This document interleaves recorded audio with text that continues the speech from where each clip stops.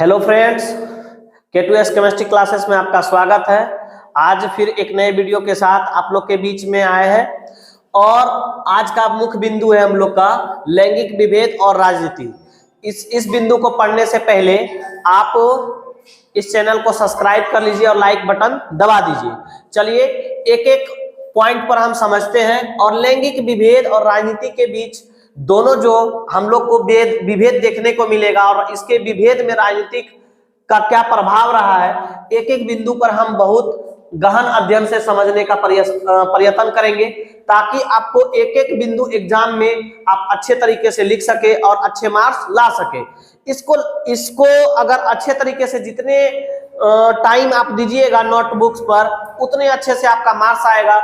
इसलिए 2024 के आने वाले बोर्ड परीक्षा में आपको अगर अच्छे मार्क्स लाना है तो एक एक बिंदु पर आप राजनीतिक शास्त्र पर अध्ययन कीजिए और हम जैसे जैसे बता रहे हैं वैसे वैसे आप नोट्स बनाते चलिए ताकि आपको आने वाला एग्जाम के टाइम में मदद मिल सके। चलिए तो देखते हैं लैंगिक विभेद और राजनीति।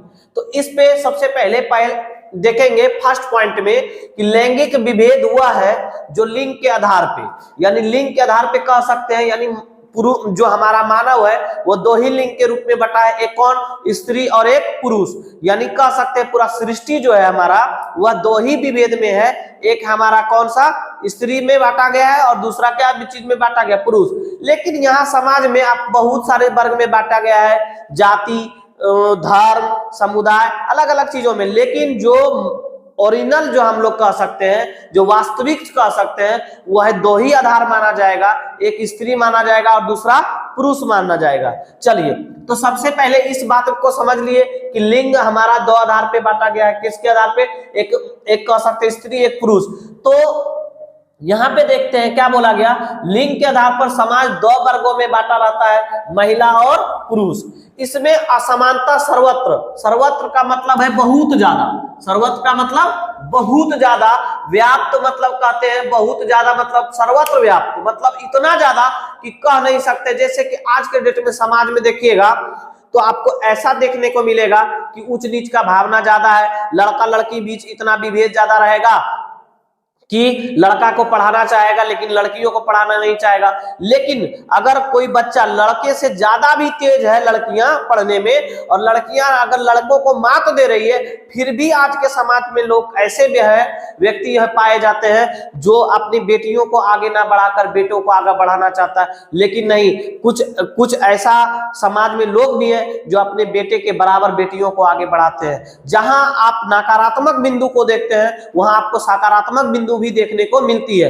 ऐसा नहीं कह सकते हैं कि समाज में सिर्फ नकारात्मक ही बिंदु देखने को मिलती है। लेकिन आप चले जाइए 1970 के दशक में, तो उस समय आपको 1970 का दशक मतलब 1970-75 उस ईस्वी में तो देखिएगा समाज में लड़कियों को पढ़ाना बहुत दूर करके रखा जाता था, क्योंकि उस समाज के वर्ग का लोग का सोच था कि बेटी पढ़ लिख के क्या करेगी। लेकिन आज के वर्तमान समय में देखिए, अगर आज बेटी अगर कोई किसी का बेटा अगर डॉक्टर है तो उसका बेटी भी डॉक्टर है, तो समाज में अगर बराबरी का हिस्सा दे रहा है तो कहीं ना कहीं वो अपना पद को संभालते जा रही है। तो इस बात को विभेद नहीं करना चाहिए, लेकिन सामाजिक विभेद यह चीज देखने को मिलता है।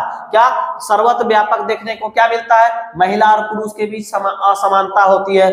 जैविक दृष्टिकोण से तो दोनों में असमानता स्वाभाविक है। जैसे जैविक दृष्टि मतलब मानव सृष्टि को बनाया गया है, मतलब जो भगवान बनाए हैं उसमें तो विभेद है ही, क्योंकि हम लोग कह सकते हैं स्त्री एक जो है मानसिक रूप से और हम लोग दोनों मानसिक रूप से बराबर है। लेकिन शारीरिक रूप से महिला जो होती है वो कमजोर होती है और पुरुष जो है वो मजबूत बल में होते हैं। लेकिन आप कह सकते हैं कि मानसिक रूप में महिला कमजोर होती है, ऐसा नहीं है। मानसिक रूप में महिला और पुरुष दोनों एक बराबर में है, आज के वर्तमान समय में देखा जा रहा है। लेकिन शारीरिक रूप में कमजोर होता है, इसीलिए कह सकते हैं कि जैविक दृष्टि से जैविक दृष्टिकोण से दोनों में असमानता स्वाभाविक है, यानी शारीरिक रूप से अस्वाभाविक माना जाएगा, लेकिन दोनों के बीच सामाजिक विभेद भी बने रहते हैं, क्योंकि सामाजिक विभेद इसलिए बना रहता है कि उसके बीच में मन में ये चलता है कि हमारा ये लड़का है, ये लड़की है, इस चीज का विभेद उसके मन में बना रहता है।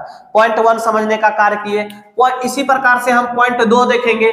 लैंगिक असमानता सामाजिक असमानता का एक महत्वपूर्ण रूप है, यानी कह सकते हैं कि लैंगिक असमानता सामाजिक असमानता का एक महत्वपूर्ण रूप है, यानी लैंगिक असमानता होने के कारण समाज में असमानता फैलना एक महत्वपूर्ण रूप देखा जाता है। यद्यपि लैंगिक असमानता सामाजिक संरचनाओं के हर क्षेत्र में दिखाई पड़ते हैं।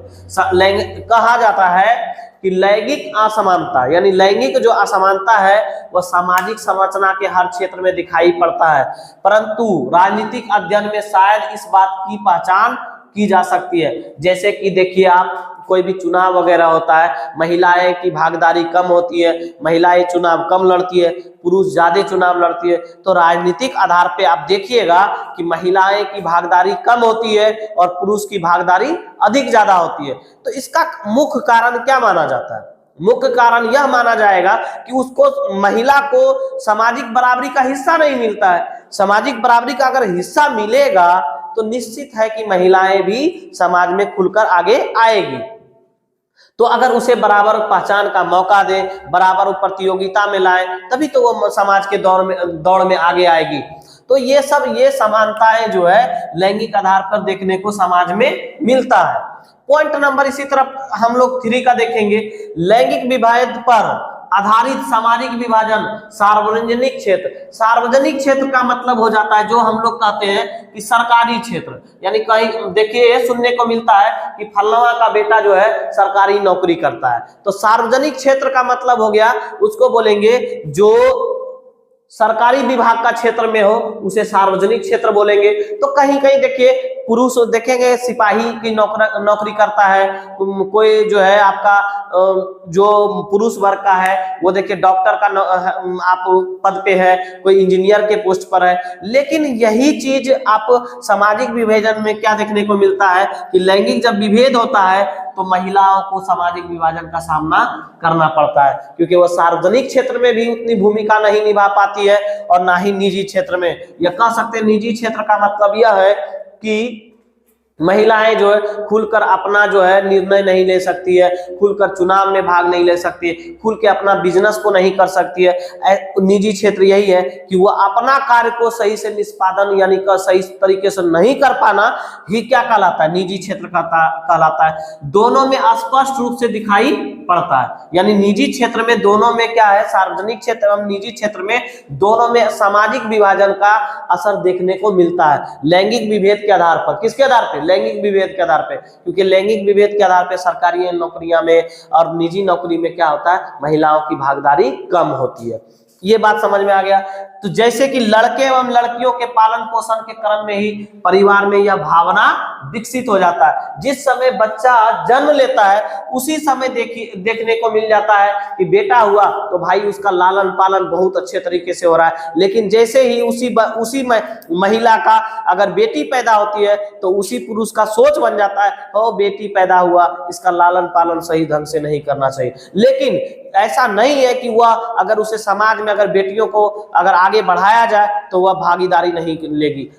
लेकिन आज के मनुष्य के अंदर यह सोच बन चुका है लड़के को पढ़ाना है, लड़कियों को नहीं पढ़ाना है। ऐसा सोच अगर जब तक रहेगा तब तक समाज में विकास होना संभव नहीं है। तो आज के इस बिंदु का यही मुख्य बिंदु है कि लैंगिक विभेद और राजनीति का कारण क्या क्या रहा है। तो परिवार में जो लड़की पैदा होना भी एक तरह से उस समय में गुनाह माना जाता था, यानी पाप माना जाता था। लेकिन ऐसा कब तक समाज में कभी ना कभी इस चीज का जो है विरोध होना होगा, लेकिन समय आने के बाद एक समय ऐसा आएगा कि लड़कियों को और लड़के को बराबर दर्जा दिया जाएगा। वह समय वर्तमान में देखा जा रहा है। लड़कियां भी सिपाही की नौकरी करती है, लड़के भी सिपाही की नौकरी करते हैं, लड़कियां भी इंजीनियर है, लड़के भी इंजीनियर है। तो कहने का मतलब ये हो गया कि अगर बराबरी का मौका दीजिएगा तो वह बराबर की प्रतियोगिता में भाग लेगी। लेकिन इस बिंदु पर देखते हैं कि लालन पालन यानी लालन पालन का मतलब हो गया उसका भरण पोषण,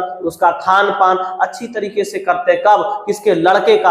अगर यही लड़कियां पैदा हो जाती है तो उस परिवार के सदस्य लोग उसका ना तो लालन पालन ढंग से करता है, ना खान पान ढंग से करता है। तो ये एक आप क्या है, ये आप लैंगिक विभेद ही तो है। लैंगिक विभेद के कारण ही तो ऐसे मानसिक का जन्म ले रहा है। अगर ऐसा विभेद ना हो तो मानसिक में ऐसा क्या बोलते, अगर उत्पन्न नहीं हो, मन में सोच ऐसा नहीं हो, तो क्या लड़कियों की जिम्मेदारी नहीं है? लड़कियों की जिम्मेदारी भी तो वैसे ही लालन पालन करने की है आपका, क्योंकि वो भी तो आपका बच्चा है और लड़के भी तो आपके बच्चे हैं। तो दोनों एक दूसरे को समान दर्जे से आप देखेंगे तो उसका लालन पालन ढंग से करेंगे तो वह प्रतियोगी में भाग लेंगे।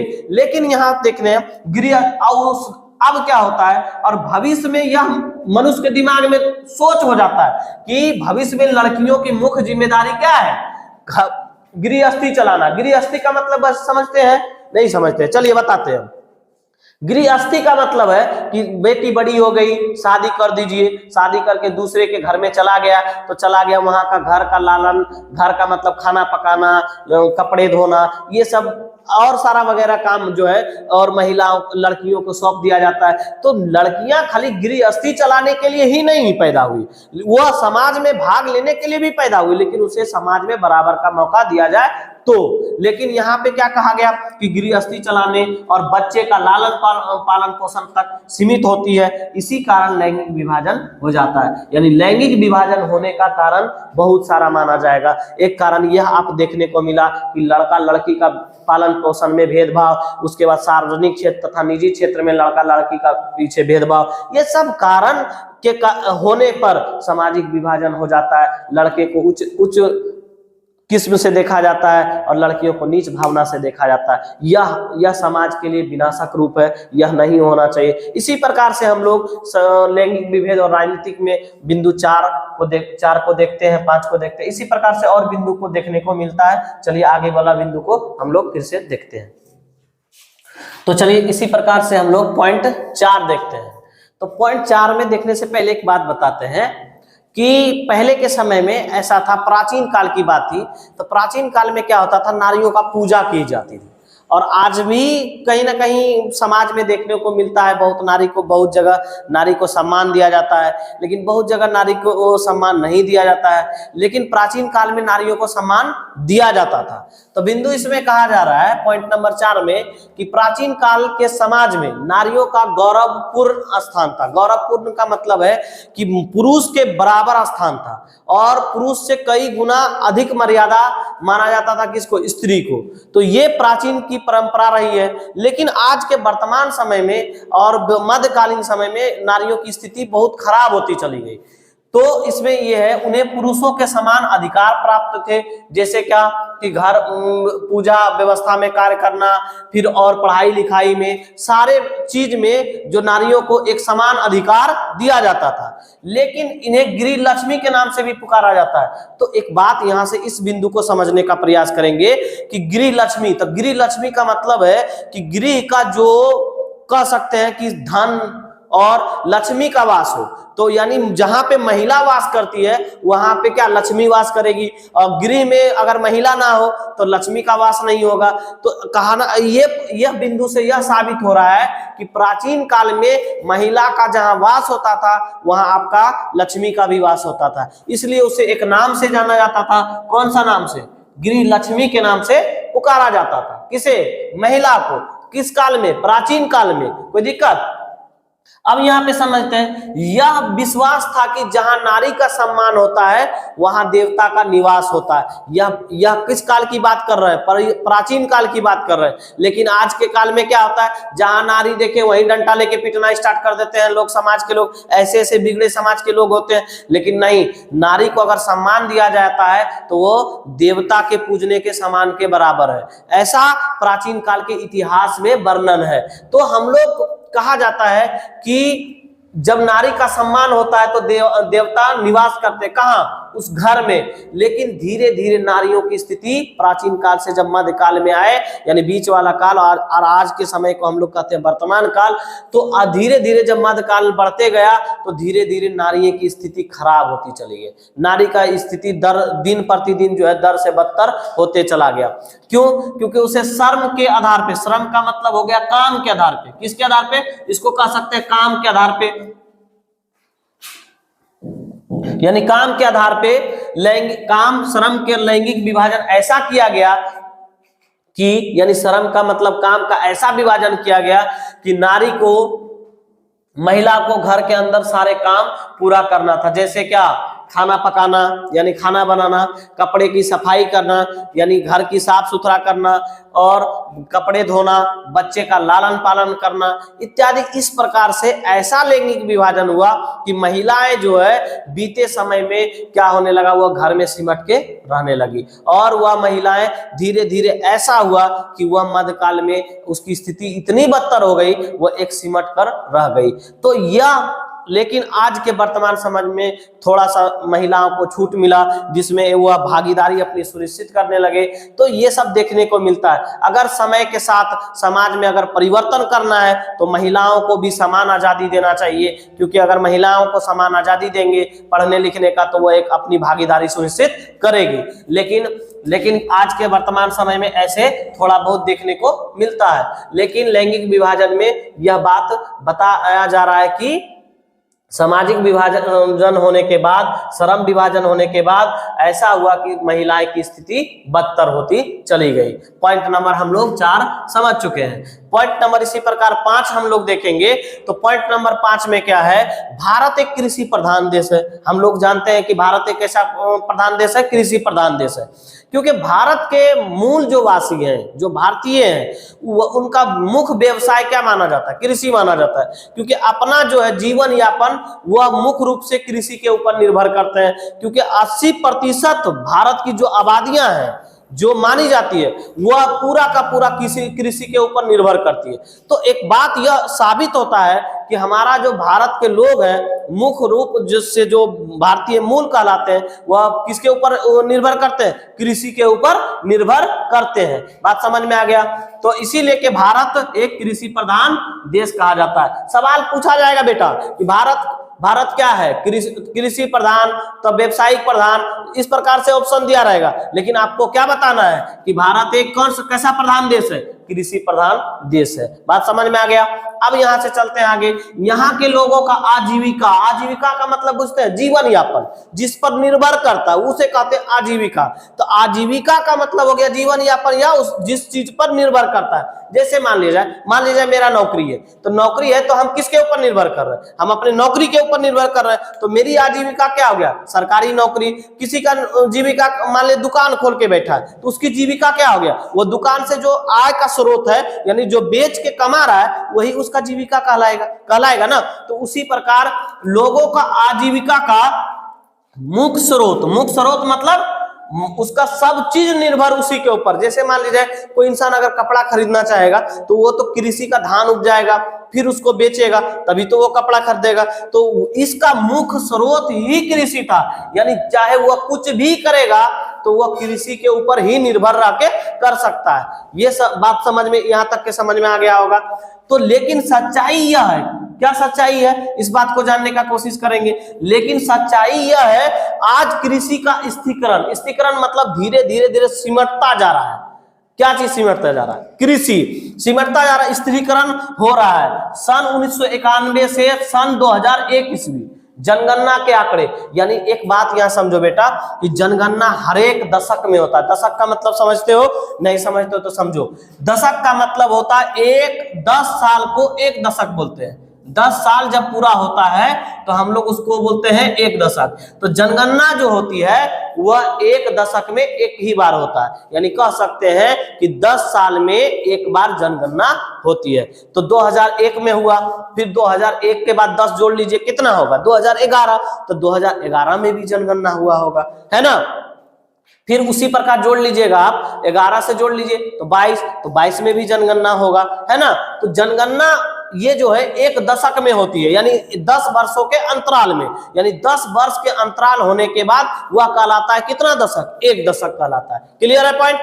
अब जनगणना के आंकड़े बताते हैं कि इन दशक में कृषि में महिलाओं की संख्या में वृद्धि हुई, यानी कह सकते हैं कि घरेलू कामों काज में इतना ज्यादा लगाया गया कि पुरुष कृषि से हटता चला गया और महिला उसमें इन्वॉल्व होते चली गई। इन्वॉल्व का मतलब है सम्मिलित होते चला गया, यानी पुरुष को वह कृषि छोड़ता चला गया और महिला इसमें अंदर आता चला गया, यानी कृषि को पकड़ता चला गया। तो महिलाओं का स्थिरीकरण हो रहा है। क्या हो रहा है, महिला तो कृषि क्षेत्र में आ गई, वह तो सामाजिक कार्यभार से सबसे दूर होता चला गया।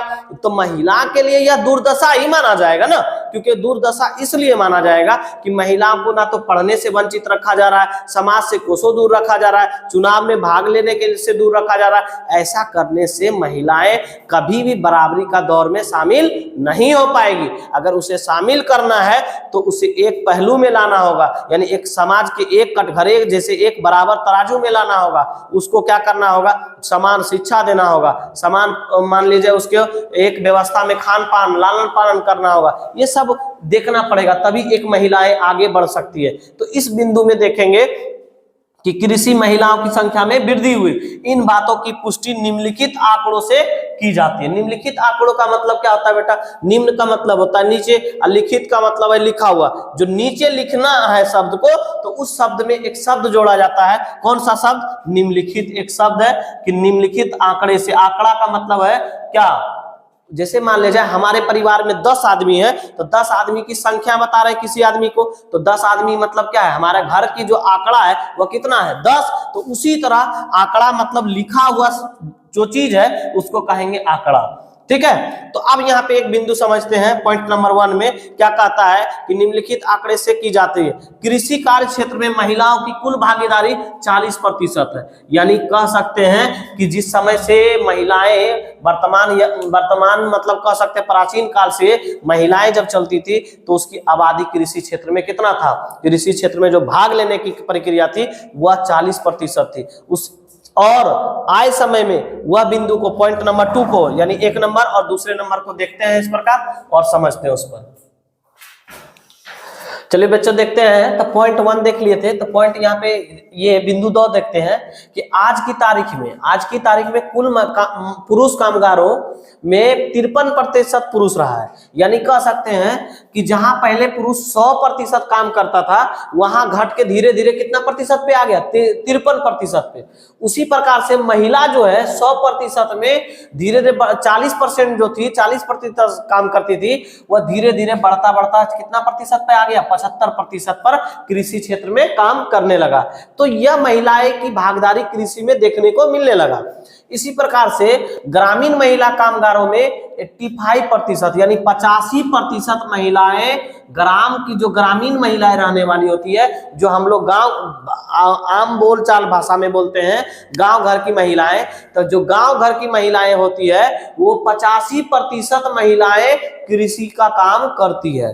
यह चीज आप 3 बिंदु से देखने का काम करेंगे। चलिए, तो इसी प्रकार से हम लोग एक चीज देखे थे, दशक के बारे में भी बता दिए थे कि कोई भी 10 वर्ष में एक दशक होता है। यानी अगर 2001 में जनगणना हुई थी तो 2011 में होगा, और 2011 में हुआ है तो 2021 में होना चाहिए था, लेकिन कोविड-19 के कारण 2021 में जनगणना नहीं हो पाया। आज के समय 2022 और 23 के बीच जनगणना का कार्य किया जा रहा है। तो एक चीज ये देखने को मिलता है कि जनगणना जो है एक दशक में होनी चाहिए, क्योंकि उससे भारत की आबादी और गांव समाज में जो कार्य करने वाले उससे एक अनुमानित आंकड़ा को लगाया जा सकता है, यह आंकड़ा देखने को भी मिलता है। तो ये सब बिंदुओं पे गौर करके देखा जाता है। तो अब पॉइंट नंबर हम लोग 6 में देखने का काम करेंगे।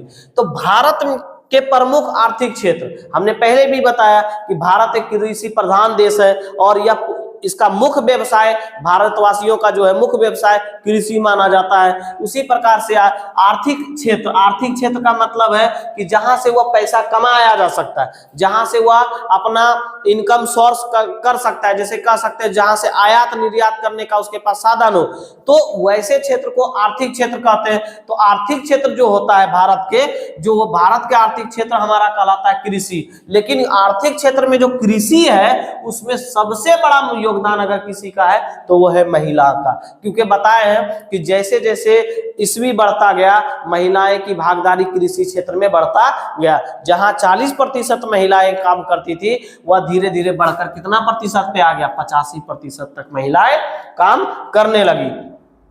तो लेकिन विडंबना यह है, विडंबना का मतलब है क्या, जैसे किसी के पापा जी मर जाना तो दुख होना है ना, तो ये दुख होना है। और विडंबना का मतलब है कि अगर वह आदमी हमारे बराबर का है और उसका काम को सराहा जा रहा है और मेरा काम को सराहा नहीं जा रहा है, तो ये विडंबना ही तो है। इसी को कहते हैं विडंबना, यानी एक काम करने वाले आदमी को समान दर्जे का अधिकार ना देना, यह कहलाती है विडंबना। मान लीजिए एक तथ्य और समझाने की कोशिश करते हैं। जैसे मान लीजिए मनुष्य है, अगला भी मनुष्य है, वह मान लीजिए अगर दलित जाति से आता है और हम मान लीजिए अगर स्वर्ण जाति से आते हैं, तो मेरा जो स्वर्ण जाति वाले लोग दलित जाति के लोग वाले को नीची नजर से देखते हैं, तो यह एक देखने की नजरिया जो है यह विडंबना ही कहलाता है। या दलित वर्ग के लोग अगर स्वर्ण जाति के लोग को अगर देखता है नीच नजर से, तो यह उसका क्या कहलाता है, विडंबना। तो विडंबना यह है कि विडंबना यह है क्या चीज, कि महिलाएं कृषि क्षेत्र में संलग्न है। संलग्न मतलब काम करने में एकजुट है। एकजुट होने के बाद महिलाएं पुरुष के बराबर मेहनताना नहीं दिया जाता, यह विडंबना तो ही है। अगर हम काम कर रहे हैं, महिला भी काम कर रही है और पुरुष भी काम कर रही है, तो दोनों को मेहनताना साम होना चाहिए। अगर पुरुष का मजदूरी 500 रुपया है तो महिला की भी मजदूरी कितनी होनी चाहिए, 500 होना चाहिए। लेकिन भारत जो देश में है, यह क्या होता है, महिलाओं की मजदूरी कम और पुरुषों की मजदूरी ज्यादा। यह एक महिलाओं के लिए विडंबना ही माना जाता है, क्योंकि महिलाओं को बराबर का मजदूरी ना देना यह एक विडंबना का स्वरूप है। बात समझ गए? चलिए, तो मेहनताना नहीं दिया जाता है, लेकिन समाज में उनके प्रति नजरिए में बदलाव, इस तरह के शोषण को विरुद्ध महिलाएं ने आवाज उठाना शुरू कर दी। जैसे कोई भी आदमी, एक दिन आप उसको मारिए, 2 दिन मारिए, 3 दिन मारिए, लेकिन चौथा दिन जब आप मारिएगा तो वह इस बात को पूछेगा जरूर कि हमको मारा क्यों जा रहा है।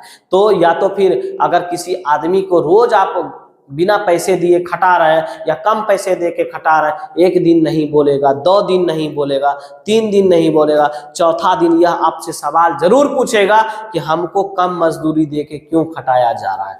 तो महिलाओं ने भी एक संगठन बनाया और महिलाओं ने इसके विरुद्ध आवाज उठाना शुरू कर दिया कि जब पुरुष उस काम को कर रहा है तो उसको पैसा 500 दे रहा है, तो महिलाएं 400 क्यों लेगी। इसलिए वह जो है बराबर का हिस्सा मांगना शुरू कर दिया।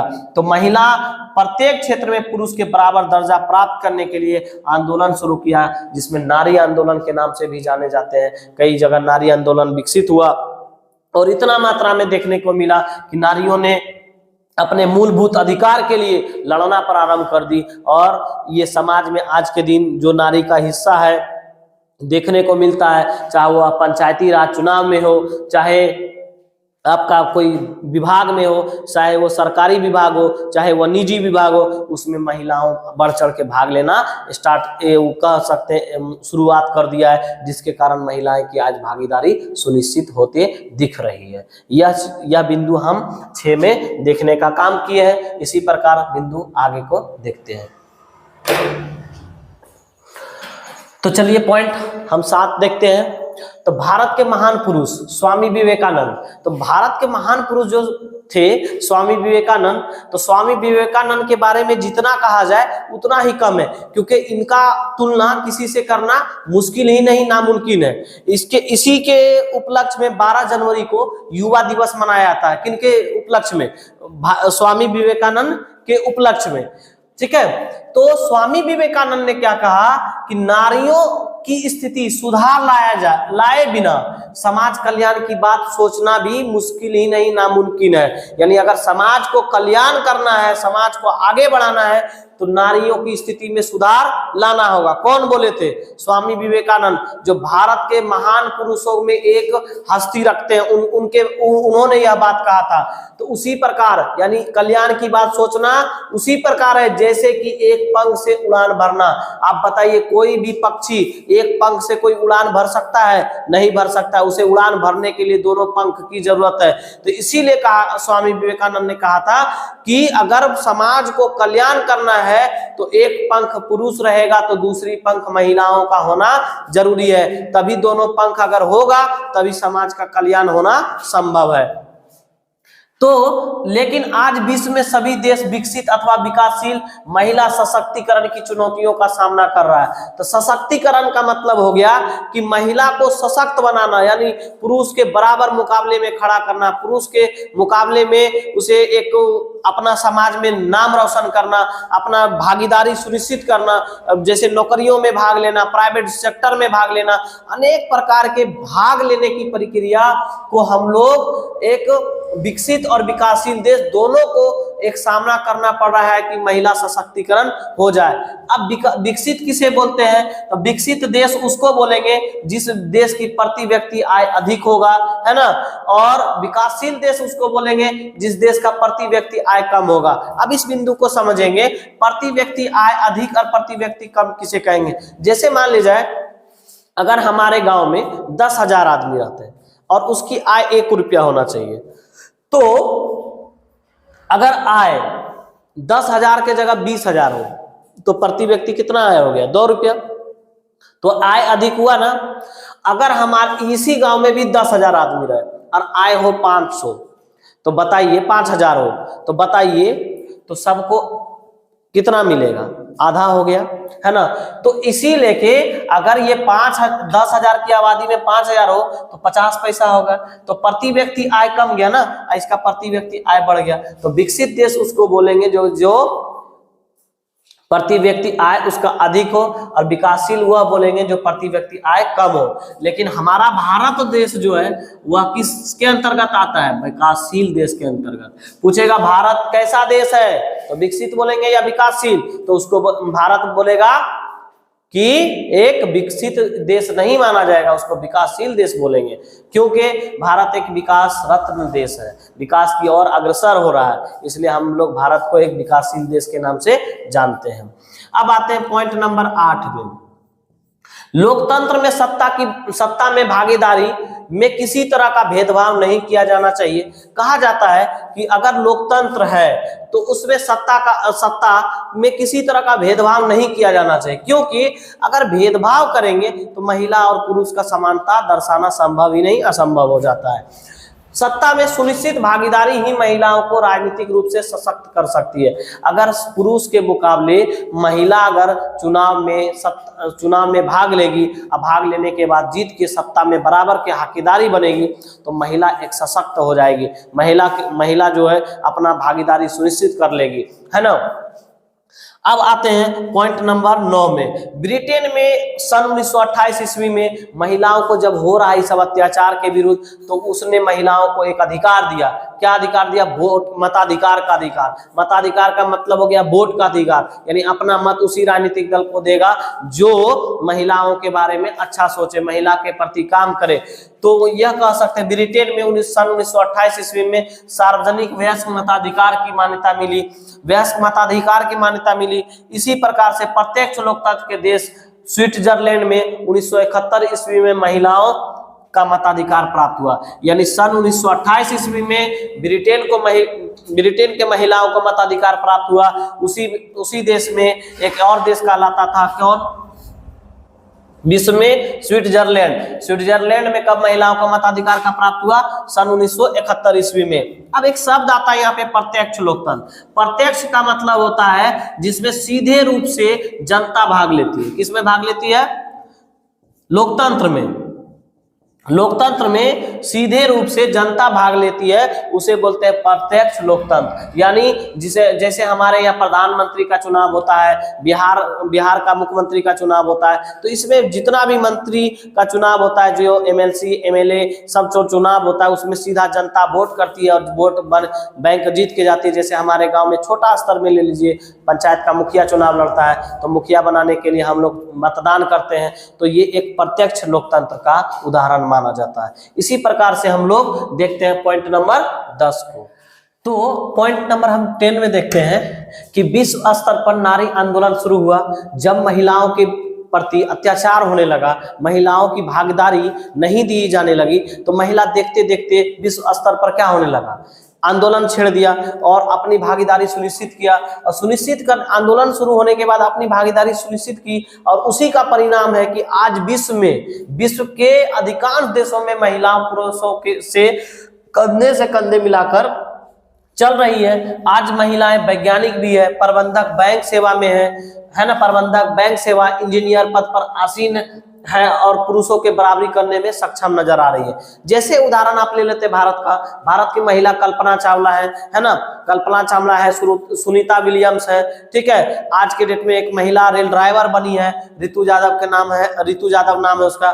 तो ये सब महिला जो आप भारतीय महिला है, जो आपका सब धीरे धीरे वो आके एक अपनी सेवा देना काम किया। क्यों? क्योंकि जब विश्व स्तर पर जब हुआ अपना नारी के सशक्तिकरण के लिए और अपना नारी अधिकार के लिए लड़ी, तो उसे अधिकार मिला, और अधिकार मिलने के बाद ये सब पद पर आसीन होना शुरुआत हो गया और धीरे धीरे अपनी भागीदारी सुनिश्चित की। इस तरह से हम लोग आप देखे हैं कि इस पॉइंट पर हम लोग इतना 10 बिंदु पर हमने देखने और समझने का कार्य किया है। अगर एग्जाम में पूछा जाए तो इस बिंदु को जोड़ के आप लिख सकते हैं, सारे बिंदु को, फिर कुछ प्रश्न और जो है उसका हल किया जाएगा। क्योंकि आने वाला एग्जाम के टाइम में आपके ऑब्जेक्टिव सब्जेक्टिव सारे क्वेश्चंस कराए जाएंगे इस यूट्यूब के माध्यम से। आप इस यूट्यूब पे बने रहिए। आपका 2024 का जो बोर्ड एग्जाम होगा उस समय हम आपको सारे क्वेश्चंस कराएंगे ताकि आप अच्छे से अच्छे मार्क्स ला सके। फिर मिलेंगे नेक्स्ट वीडियो के साथ। जय हिंद, जय भारत।